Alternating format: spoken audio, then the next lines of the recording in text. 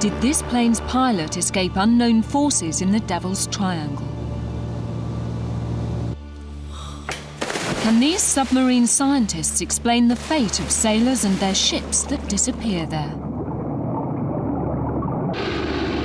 5 US Navy planes like these never came home.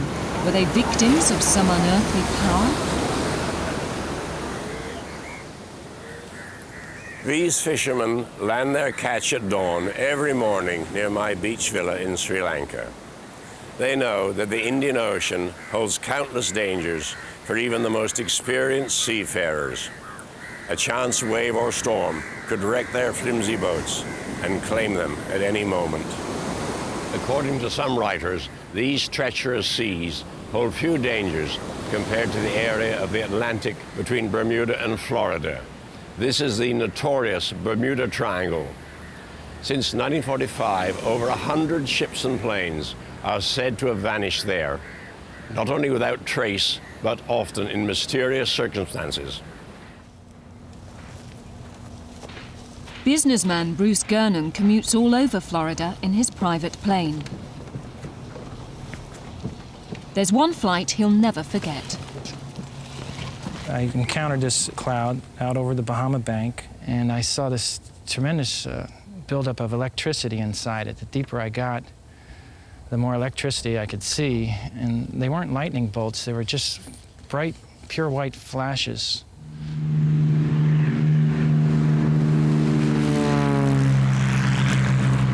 Gernon found himself flying along a tunnel in the strange cloud. It was just wide enough for his little plane.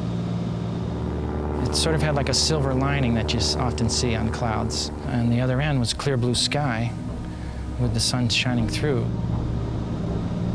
I had to concentrate very hard on the other end, which appeared to be like 12 miles away and narrowing rapidly. Well, when I came out, I couldn't see any horizon or the ocean or the sky. It was pure gray, and I'd call it an electronic fog. I tried to get a position fix. I asked my co-pilot, and he was unable to do it, and then we discovered that all the electronic instruments were malfunctioning. Then these huge slits opened up parallel to the direction of the flight, showing the clear skies. At last, air traffic control made radio contact. They told Gernon he was much closer to Miami than he believed possible. And I looked at my watch and the airplane clock, and I had only been flying for 30 minutes. So according to my calculations, I was probably 90 miles away from Miami. I told him he had the wrong airplane. Then after my eyes started to focus, I could see directly below me was the island of Miami Beach.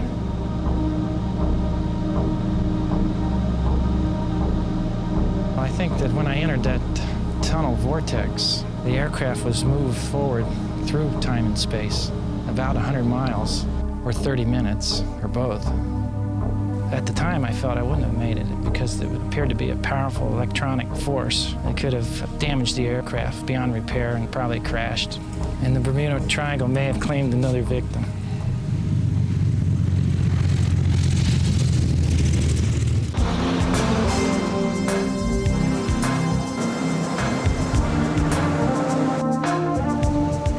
Miami is perched on the tip of the USA, literally on the edge of the Bermuda Triangle.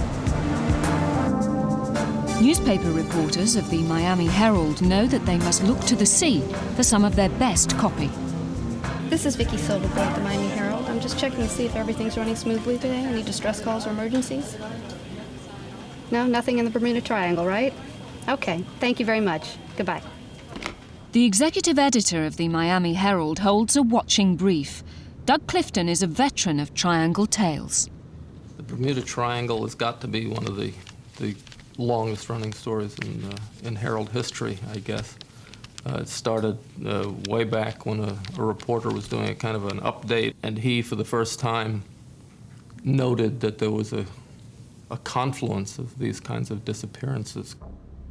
The reporter, E.V.W. Jones, said he found the losses occurred within a triangle. Miami, Bermuda, and Puerto Rico were at its 3 points. The legend of the Bermuda Triangle was born. since Mr. Jones's first piece. The stories about the Bermuda Triangle seem never to stop when events occurred. A boat missing, a boat late to report, a plane veering off course. It was always in the Bermuda Triangle.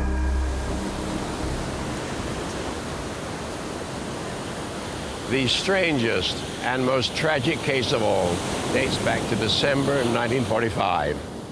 5 Avenger planes belonging to the United States Navy took off from Fort Lauderdale, Florida, on a training flight.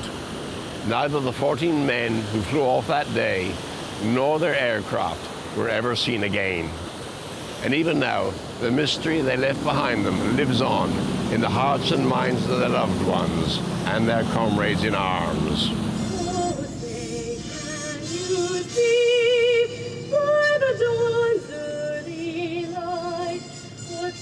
Every year since 1945, a commemoration service has paid tribute to Flight 19.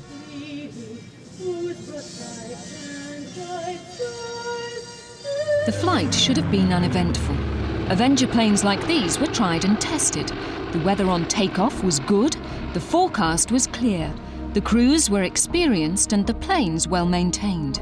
The 5 planes were on a routine combat practice over the ocean. No one expected any problems. The commander of Flight 19 was Captain Taylor. The first sign of trouble came when he radioed in to say he was lost. Don Poole had trained Flight 19. I immediately went to the tower and heard Lieutenant Taylor, who was an officer in charge of this flight, and he thought he was in the Gulf of Mexico. Well, good heavens, take a heading of 091 out of Fort Lauderdale, you're not going to be near the Gulf of Mexico. Captain Taylor seemed to have no idea where he was. I saw that he was very confused, and that's when I started broadcasting to him, please head west into the sun. If your compass is out, forget it, head west. You're going to hit the coast of Florida. But it appeared that Captain Taylor wasn't listening. He was hopelessly lost because he kept changing his headings. Go west a while, fine, I thought that's it. And then he'd say, no, I think we're in the Gulf, we're going to turn around, we're going to head east. Jim Ward was waiting in his rescue boat for orders. He heard all the radio transmissions. Finally, they said, we're going to give you a direct order. We want you to fly directly into the sun. And if you're over the Gulf of Mexico, you're going to hit the coast of Texas. If you're over the Atlantic Ocean, you're going to hit the coast of Florida. So he acknowledged the direction by the radio. And then they asked him, well, how much gasoline do you think you had left? He said, I think I have about 20 minutes. And we watched the clock tick down, and when 20 minutes went by, we knew they must be down someplace, but we didn't know where. Those left behind still wonder what went wrong. The bereaved families and comrades have only the Bermuda Triangle to blame. Show our respect for the members of Flight 19 who gave their lives in the service of their country. These men will never be forgotten. One member of the search and rescue team was Dave White. We couldn't believe it. You know, one plane going down, engine failure or something, okay, but 5 of our planes missing, impossible. At 6 o'clock we took off. They had drawn up a grid for us, and each one of us instructors took 5 or 6 people with us, and we flew out about 150 or 200 miles from here. My first run was up near Palm Beach, and we went up there and then went out over the ocean for about 200 miles, turned around and came back, nothing. We searched on the boat end of it for at least 2 weeks. We had patterns that we followed, trying to cover the whole ocean, while there were many, many planes out searching all over the place.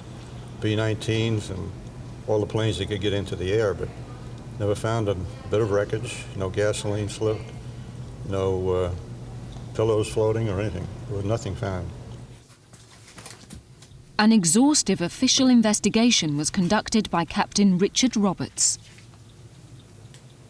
Well, it's still a mystery because we have not found an airplane. Digging into all the facts we could get at the time, we could only go so far, and our conclusion was we didn't know where they went.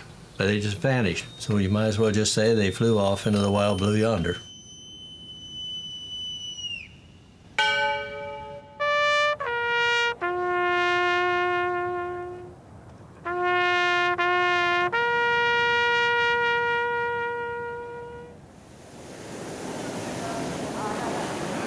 Believers in the Bermuda Triangle have inflated their case by compiling lists of ships and planes that have come to grief in the area and anywhere near it.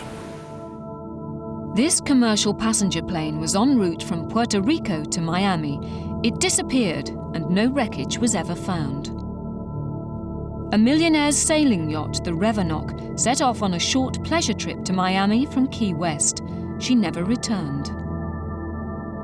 This naval submarine was equipped with radar and sonar, but while patrolling the Bermuda Triangle, the USS Tigrone went mysteriously off course and collided with a reef. Joshua Slocum owned the Spray, one of the world's most experienced sailors. Why did he vanish off the Miami coast? But the facts tell a different story. Experts claim the airliner ran out of fuel over the Gulf of Mexico. The Revenock sailed into a hurricane, according to Coast Guards. The Tigrone's accident was not unheard of in the Navy. Sailors didn't think it at all mysterious. And even Slocum's own son believed his father simply failed to weather his last storm. Lloyd's of London are the world's foremost insurers of ships and planes. If there's something out of the ordinary about the Bermuda Triangle, the experts there are certain to know. At Lloyd's of London, records of the shipping losses are kept for decades. At Lloyd's Maritime, Norman Hook sifts fact from fiction. Quite a number of the inquiries we receive relate to vessels which are reportedly lost in the so-called Bermuda Triangle. The Marine Sulfur Queen is a classic case for Bermuda Triangle supporters. The Marine Sulfur Queen was on voyage from Texas through the Gulf of Mexico, through the Florida Straits and then out into the Atlantic.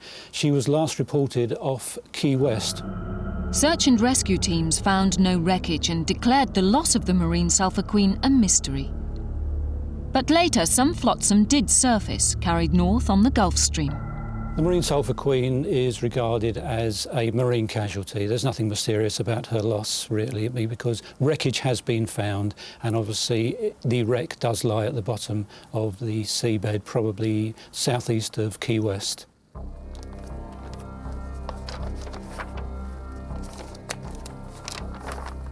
The Anita was last reported, I believe, about 150 miles southeast of Cape May.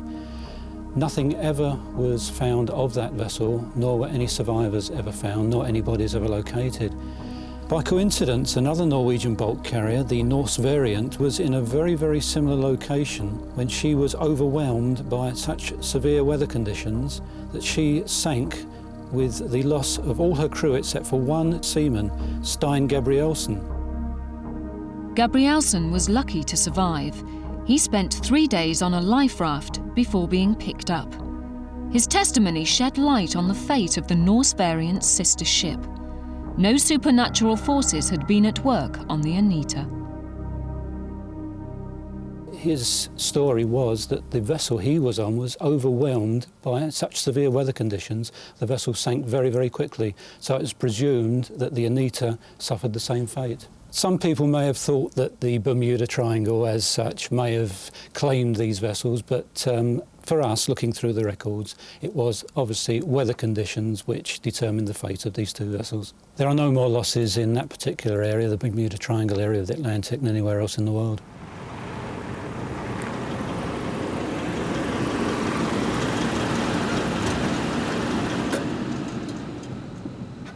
Even the most famous Bermuda Triangle case of all, Flight 19, yields to meticulous investigation. John Meyer believes he knows how Flight 19 came to grief. In 1992, searchers thought they might have found the answer. But these 5 Avengers were not Flight 19. Another ditched plane was raised from elsewhere on the seabed. Again, hopes were dashed. The planes are still missing, but Mciver believes his diligent research could update the official report drawn up by Captain Roberts.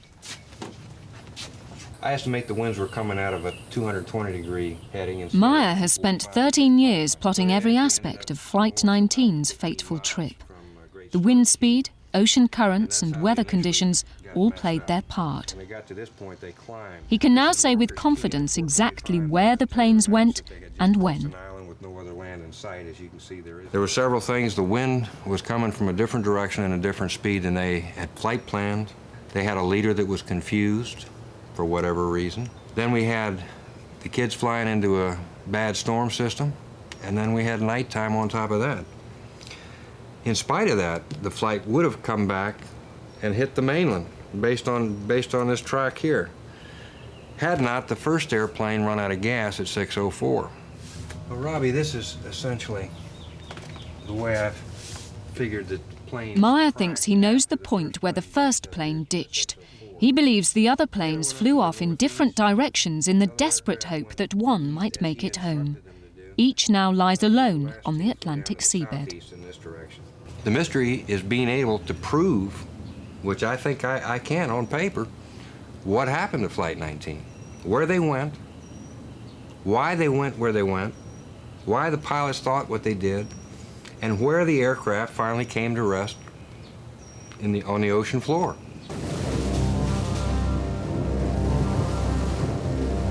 The US Coast Guard cutters ply the seas off the Florida coast day and night. Their crews know every stretch of sea and the ocean's every mood. Coast Guard Jim Howe is skeptical of the Bermuda Triangle. Well, we don't know if there is a Bermuda Triangle or not. What we know is that a lot of folks that we go out to rescue get in trouble either because of bad weather or because of bad judgment on their part.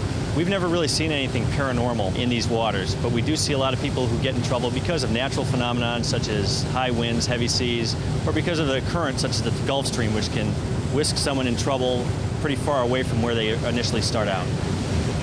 One of the things that happens in the southeast U.S. off of Miami, off of Florida, is the weather is usually pretty pleasant, and you get a lot of boaters down here. It's basically the boating capital of America.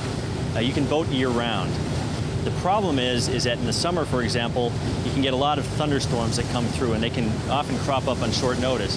Hundreds of shipwrecked mariners are rescued every year, but the Coast Guard videos show only natural forces at work. We can go from a perfectly calm day like we have today to very, very rough weather just in a matter of minutes. 8, 10-foot seas, 40, 50-mile-an-hour winds. And those winds can capsize a boat or get people in trouble, swamp a boat. We also have hurricanes that roll through here once or twice a year, and people can get caught in the real bad weather there. And that, of course, is much more traumatic and often leads to ships going down. Good fix, minute 07 holds you 400 yards to the right of track. Recommend course 358 to regain by minute 10 at speed 13 knots. 1 decimal 98. Decimal 98I. North Jetty, Miami Beach, 5 decimal 66. We don't really know where the myth of the Bermuda Triangle came from. What we see are natural phenomenon like the weather, and also we see people who just don't take proper safety precautions. We actually came across a boat once that was lost at sea, and they called up in a panic. They were trying to navigate from Miami to the Bahamas using a placemat from a dinner restaurant, and they just thought that they could just drive it like they drive a car. It just doesn't work that way. It's very dangerous out here. The elements can surprise you. It's not like driving a car down a road.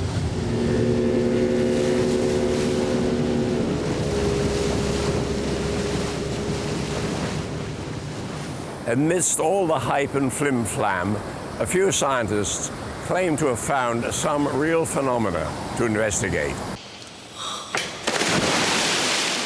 In America's largest wave tank at Texas A&M University, a unique experiment is about to begin.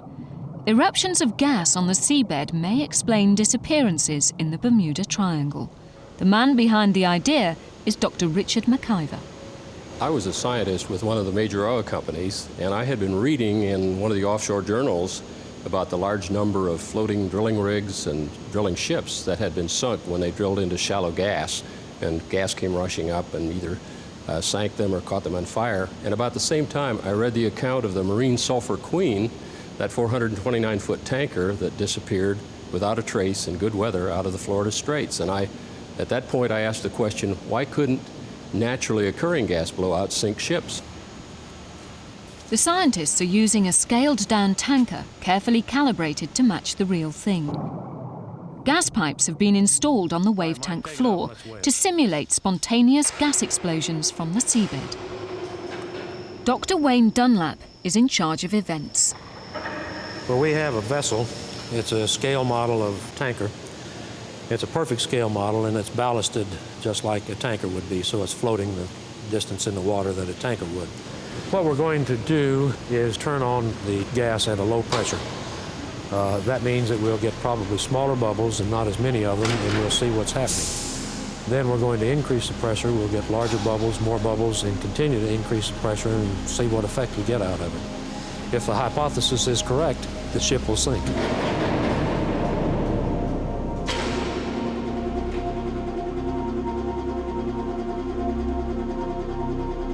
Dr. Mciver believes escaping gas can bring down aeroplanes as well as ships. Well, my feeling is that the airplane would experience tremendous turbulence, which could cause the airplane to go down. But more important, perhaps, is that when the gas is diluted 5 to 10 times with air, then it becomes a combustible mixture and could ignite on the exhaust of the airplane. Mike, go ahead and check out the camera.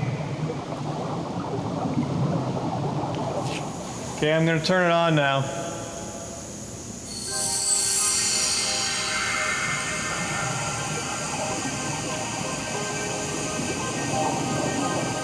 Okay, that's about 20 psi.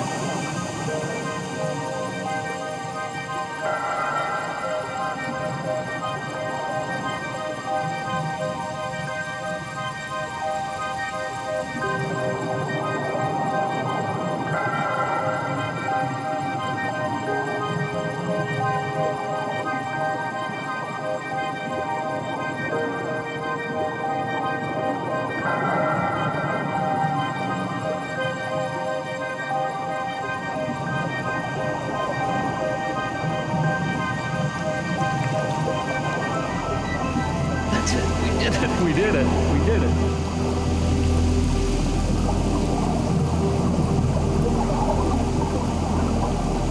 Well, it seems evident from what I've seen so far that we can sink a ship. Now, as you saw, this ship did rotate to the side, and it took on some water and sank. And we will try the same experiment now, but with solid tops on it, and so that it can't rotate and take up any water. We'll see what happens to it.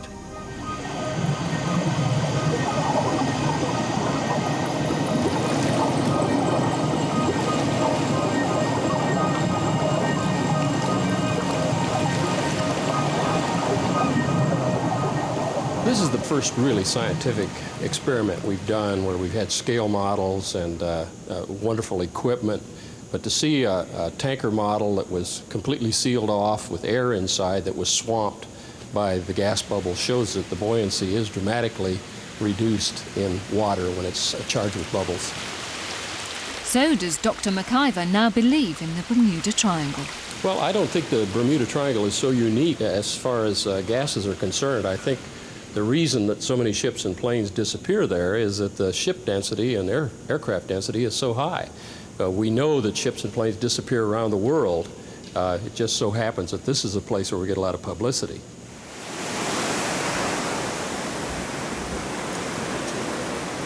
I believe the Bermuda Triangle is a literary hoax, invented by writers and embroidered by interested parties. It's also a self-fulfilling prophecy. Amateur sailors can't resist the challenge of dangerous waters, so they set sail defiantly and inexpertly and learn that the sea is unforgiving.